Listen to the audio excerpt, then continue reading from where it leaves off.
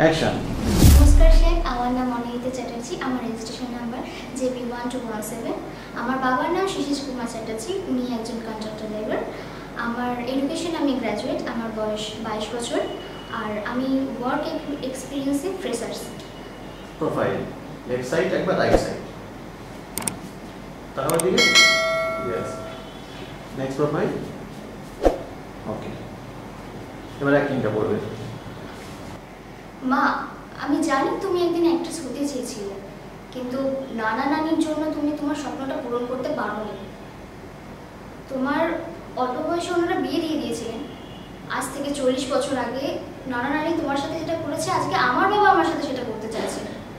কিন্তু আমি অ্যাক্ট্রেস হতে চাই, আমি আমার স্বপ্ন পূরণ করতে চাই।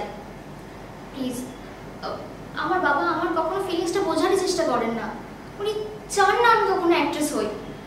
আমি লাইফে কি করতে চাই মা, আমি তোমার মতন স্বপ্ন দেখেছি অ্যাক্ট্রেস হওয়ার, আর আমি আমার স্বপ্নটা পূরণ করবই। এর জন্য আমি অন্য কারোর খুশির জন্য নিজের স্যাক্রিফাইস করতে পারবো না। আর যেটা নারায়ণ তোমার সাথে করেছে, আমি জানি এর জন্য তোমার রিগ্রেট ফিল হয়, তুমি তোমার স্বপ্ন পূরণ করতে পারোনি। কিন্তু মা, আজকালকার দিনে মেয়েরা পলিটিক্স, জব, বিজনেস সব কিছু থেকে শুরু করে সব রকম সেক্টরে পুরুষদের সাথে সমানভাবে এগিয়ে চলেছে।